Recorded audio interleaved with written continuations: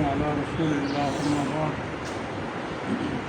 نبی کریم صلی اللہ علیہ وآلہ وسلم بیان فرماتے ہیں کہ میں نے معراج کی رات جہنم میں ایک منظر دیکھا کہ ایک عورت ہے، اس کو جہنم میں عذاب دیا جا رہا ہے۔ ایک بلی کو اللہ تبارک و تعالیٰ نے اس پر مسلط کر رکھا ہے، اور اس بلی کے ناخن جو ہیں وہ تانبے کے ہیں، وہ اس عورت کے چہرے پہ نوچ رہی ہے، ادھیڑ رہی ہے، آگ کے عذاب میں مبتلا ہے۔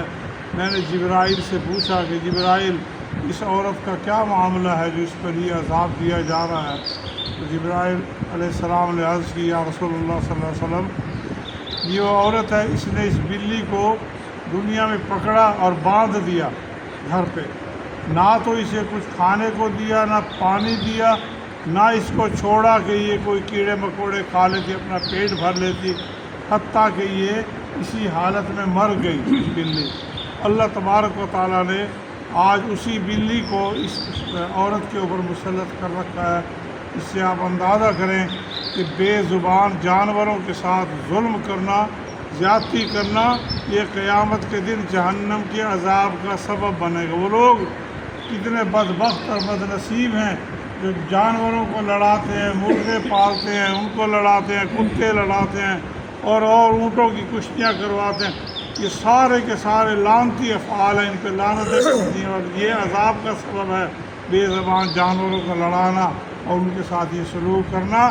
لوط علیہ السلام کی قوم میں جہاں اور برائیاں تھیں، ان میں یہ برائی بھی تھی کہ وہ جانوروں کو پالتے تھے اور آپس میں لڑایا کرتے تھے۔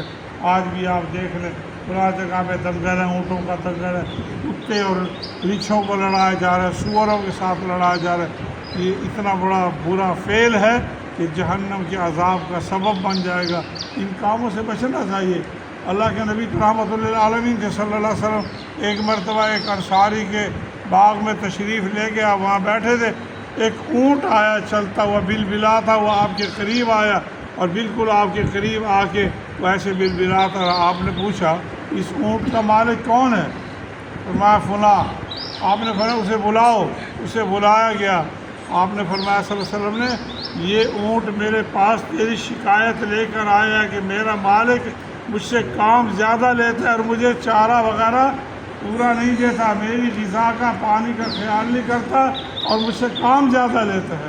اندازہ کریں، اللہ کے نبی وما ارسلناک الا رحمت للعالمین، اللہ تعالیٰ نے رحمت جہانوں کے لیے بنا کر بھیجا تھا، ہر جاندار کے لیے۔ اللہ کے نبی کی شریعت میں، اللہ کی شریعت میں یہ ساری باتیں بیان کر دی کہ جہاں انسانوں کے حقوق ہیں وہاں جانوروں کے بھی حق رکھتے ہیں۔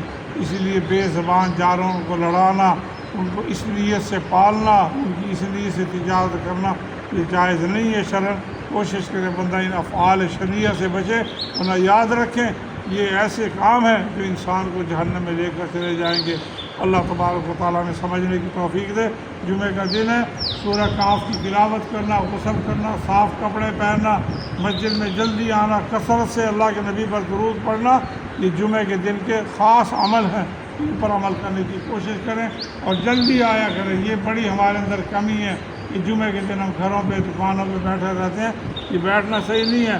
تجارت حرام ہے، تجارت حرام ہے جمعہ والے دن، خاص طور پہ جب امام ممبر پہ آ جائے، اس کے بعد جو بندے بیٹھے ہیں اور کاروبار کریں وہ روزی حرام کی کما رہے ہیں۔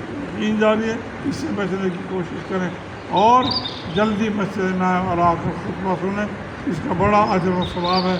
اللہ تعالیٰ ہمیں عمل کی توفیق عطا فرمائے۔